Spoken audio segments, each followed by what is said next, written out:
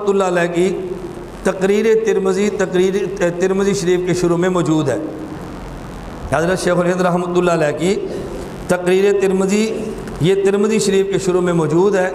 آپ دیکھیں گے تو وہاں پر ایک جملہ ہوگا اور غیر مقلدین نے اس پر بہت اعتراض کیا ہے، تو میرا خیال تھا اس کے ضمن میں اس کو بھی آپ کی خدمت میں پیش کر دوں۔ مسئلہ حضرت شیخ رحمۃ اللہ نے بیان فرمایا ہے کہ جب بائع اور مشتری دونوں ہوں، ان کو اختیار کب تک ہوتا ہے؟ مجلس کا اعتبار ہے، ان کی جدا ہونے کا اعتبار ہے، جیسے کہتے ہیں نا خیار بیع، مسئلہ بیان کیا۔ اس مسئلے پہ چلتے ہوئے حضرت شیخ الہند رحمۃ اللہ علیہ نے ایک جملہ فرمایا جو غیر مقلدین کو سمجھ نہیں، انہیں اعتراض کیا۔ جملہ کیا تھا؟ شیخ الہند فرماتے ہیں وَالْإِنصَافُ أَنَّ التَّرْجِيحَ فِي هَذِهِ الْمَسْأَلَةِ لِلشَّافِعِيِّ وَنَحْنُ مُقَلِّدُونَ يَجِبُ عَلَيْنَا تَقْلِيدُ إِمَامِنَا أَبِي حنیفہ۔ دیکھو کتنا زبردست اعتراض ہے۔ کیا فرمایا؟ وَالْإِنصَافُ أَنَّ التَّرْجِيحَ فِي هَذِهِ الْمَسْأَلَةِ لِلْإِمَامِ الشَّافِعِيِّ وَنَحْنُ مُقَلِّدُونَ يَجِبُ عَلَيْنَا تَقْلِيدُ إِمَامِنَا أَبِي حنیفہ رحمۃ اللہ علیہ۔ فرماتے ہیں حق اور انصاف یہ ہے کہ اس مسئلے میں ترجیح حضرت امام شافعی کے مسئلے کو ہے، لیکن چونکہ ہم مقلد امام ابو حنیفہ کے ہیں اس لیے ہم تقلید امام حنیفہ کی کرتے ہیں اور امام شافعی کی بات ماننے کے لیے تیار نہیں ہیں۔ اب غیر مقلدین کیا کہتے ہیں؟ غیر مقلد کہتے ہیں اسے کہتے ہیں تقلید جامد اور اسے کہتے ہیں شرک۔ بابا جی مندے نے کہ مسئلہ امام شافعی دا ٹھیک ہے پر عمل کیوں نہیں کرنا؟ اسی مقلد امام ابو حنیفہ دیں۔ تقریر کا طرح سمجھ آ گیا؟ بابا جی مندے نے کہ مسئلہ امام شافعی دا ٹھیک ہے پر مننا کیوں نہیں؟ اسی مقلد امام ابو حنیفہ دیاں۔ انہوں دے جنفیو تقلید والی بیماری جڑی تقلید جامد ہے اور بندے نو حق تو دور کر چھڑ دی ہے۔ یہ ان کی تقریر ہوتی ہے کہ دیکھو بابا جی فرما رہے ہیں کہ مسئلہ امام شافعی کا ٹھیک ہے لیکن مانتے کیوں نہیں؟ کیونکہ مقلد امام حنیفہ کے ہیں، ہم تقلید کو دیکھیں گے اور حق کو نہیں دیکھیں گے۔ میں کہتا ہوں غیر مقلد حضرت شیخ الہند کی بات کو سمجھا نہیں ہے۔ اب شیخ الہند کی بات کو سمجھنا۔ شیخ الہند رحمۃ اللہ علیہ سمجھانا کیا چاہ رہے ہیں؟ فرماتے ہیں میرے دلائل کا تقاضا یہ ہے کہ اس مسئلے پہ امام شافعی کی رائے صواب ہے اور امام ابو حنیفہ کی رائے خطا ہے۔ ہمارے دلائل یہ بتا رہے ہیں کہ اس مسئلے پر امام شافعی کی رائے صواب و درست ہے اور امام ابو حنیفہ کی رائے خطا ہے، لیکن یہ ہمارے دلائل ہیں یا وضاحت ہے؟ جی دلائل ہے نا، یہ کوئی نص تو نہیں ہے نا۔ فرماتے ہیں کہ دیکھو اگرچہ ہمارے دلائل یہ فیصلہ کریں کہ رائے امام شافعی کی صواب ہے اور امام حنیفہ کی خطا ہے، ہم پھر بھی امام ابو حنیفہ کی رائے پر عمل کریں گے۔ کیوں؟ اگرچہ امام ابو حنیفہ کی رائے خطا بھی ہو تو یہ باطل تو نہیں ہے نا، خطا ہی ہے۔ ایک ہوتا ہے حق بمقابلہ باطل اور ایک ہوتا ہے حق بمقابلہ خطا۔ اگر حق اور باطل مقابلے میں ہوں تو حق کا معنی جنت ہے اور باطل کا مقابلہ جہنم ہے، اور جب حق اور مقابلہ خطا آ جائے تو پھر حق کا معنی جنتان ہے اور خطا کا معنی جنت ہے۔ حق کا معنی اجران ہے اور خطا کا معنی اجر ہے۔ فرماتے ہیں اگرچہ ہمارے دلائل کہہ دے امام شافعی ثواب ہیں، نتیجہ ہی نکلے گا امام شافعی کی رائے اگر ثواب بھی ہو زیادہ سے زیادہ اس پہ 2 اجر ملیں گے، اگر امام حنیفہ کی رائے خطا بھی ہو تو زیادہ سے زیادہ اس پہ 1 اجر ملے گا نا۔ تو یہ خطا ہے، باطل نہیں ہے، یہ حق بمقابلہ باطل نہیں، حق بمقابلہ خطا ہے۔ اگر ہمارے دلائل یہ بتا بھی دیں کہ ترجیح امام شافعی کے مسئلے کو ہے پھر بھی ہم امام حنیفہ کی تقلید کریں گے۔ کیوں؟ زیادہ سے زیادہ یہی ہو سکتا ہے ہم اجران کو چھوڑ کے اجر لے لیں گے، اور عقیدت کی بنیاد پہ کبھی ایسے ہوتا ہے آدمی اجران کو چھوڑ کے اجر لیتا ہے لیکن عقیدت کو ہاتھ سے جانے نہیں دیتا، عقیدت کو جانے نہیں دیتا۔ تو یہاں حق کے مقابلے میں باطل کو نہیں لیا بلکہ حق کے مقابلے میں خطا کو لیا ہے، جنت کے مقابلے میں جہنم کو نہیں لیا، جنتان کے مقابلے میں جنت لے لی ہے۔ کیوں؟ یہ بھی رائے ہے، یہ بھی کیا ہے؟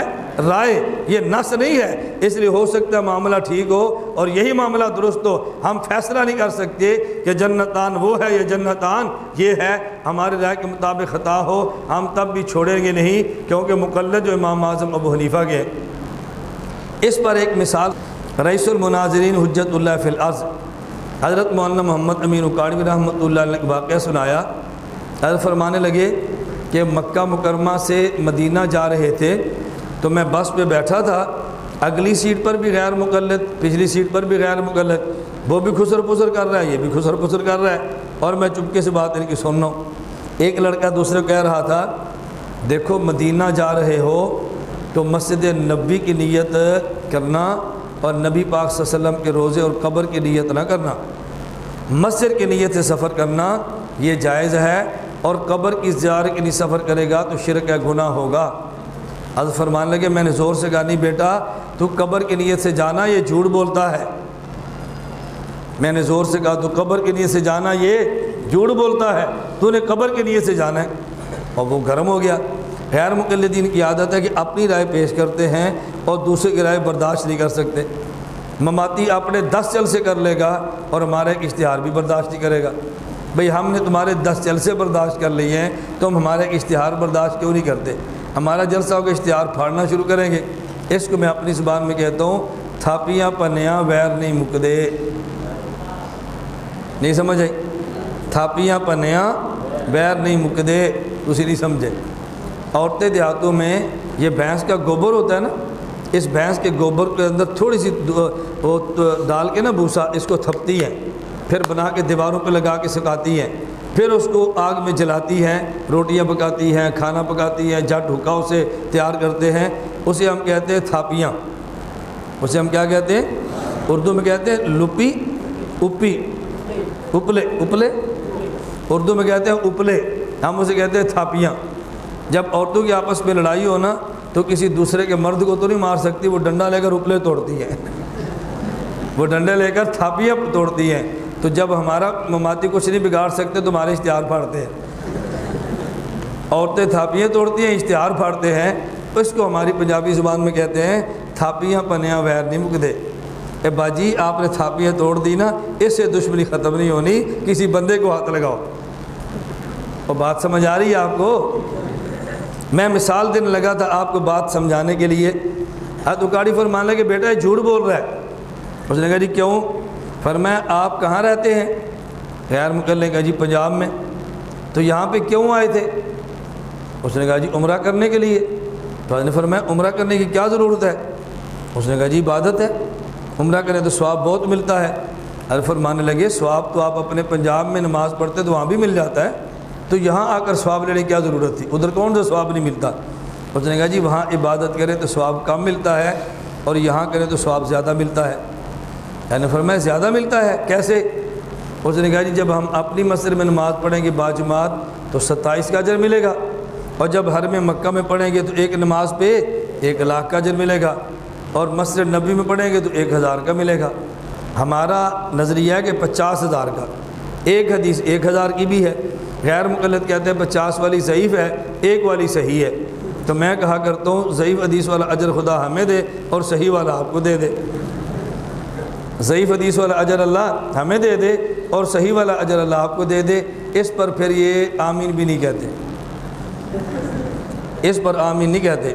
ہمارے سرگودہ کے ایک علامہ صاحب ہیں، ان نے جمعہ پڑھایا تو جمعے کے بعد یزید کی ترجمانی جمعے میں کی، تو جمعے کے بعد بیٹھ کے جس نے سوال کرنا ہے وہ کرو۔ اس نے کہا یزید برحق ہے، حسین کو غلط ثابت کیا رضی اللہ عنہ۔ تو جمعے کے بعد ایک آدمی نے چٹ دی حضرت آپ دعا فرمائیں قیامت کے دن حضرت حسین جو غلط تھے ان کے ساتھ میرا حشر ہو، اور جو حضرت یزید ٹھیک تھے ان کے ساتھ آپ کا حشر ہو۔ اب آمین بھی نہیں کہتے۔ سمجھ آ گئی ہے؟ تقریر پوری کر دی کہ یزید ٹھیک ہے، حضرت حسین غلط ہیں، اور جب ایک ان پڑھ بندہ کہتا ہے جی اب دعا کرے کہ میرا حشر حضرت حسین کے ساتھ ہو، آپ کا یزید کے ساتھ ہو، اب آمین بھی نہیں کہتے۔ مولانا قاری فرماتے تھے مماتی کھپ ڈالتے ہیں جس قبر میں مردے کو دفن کرتے ہیں یہ قبر نہیں ہے۔ میں کہتا ہوں جو نہیں ہے ہمیں اللہ اس میں دفن کر دے، یہ جو کہ قبر نہیں ہے تمہیں نصیب ہی نہ ہو، تو پھر آمین بھی نہیں کہتے۔ پھر آدمی کو اپنے موقع پر آمین تو کہنی چاہیے نا، پھر آمین بھی نہیں کہتے۔ تو ہم کہتے ہیں کہ مسجد نبی میں نماز پڑھے تو ایک نماز پہ 50,000 کا ثواب ہے، اور وہ کہتے ہیں ایک نماز پہ 1000 کا ہے۔ ہم نے کہا یہ حدیث ہے، کہتے ہیں ضعیف ہے۔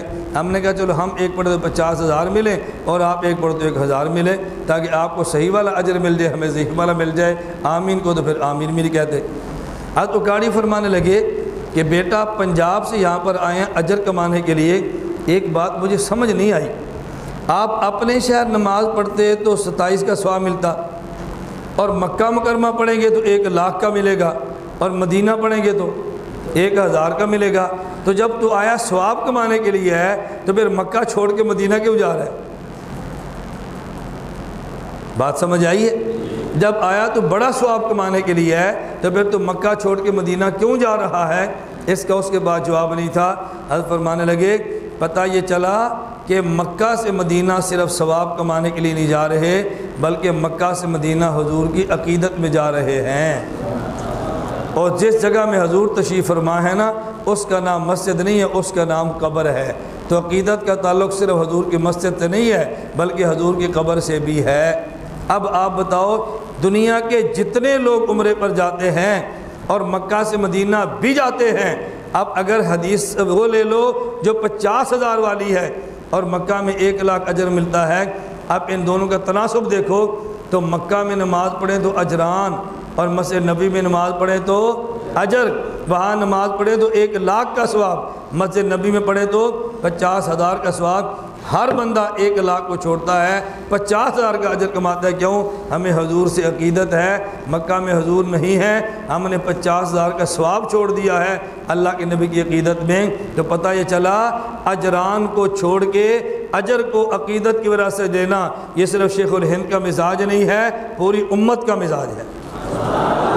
شیخ الہند کا مزاج نہیں ہے بلکہ پوری امت کا مزاج ہے۔ وہ اس لیے بدنام ہوا، اس نے بات کھل کے کہہ دی ہے، اور آپ اس لیے پاک دامن ہے کہ آپ نے بات کو چھپا لیا ہے۔ قائل تو سارے ہی ہے نا، کوئی قائل زبان سے اور کوئی قائل دل سے ہے، کوئی ایسا بندہ نہیں جو قائل نہ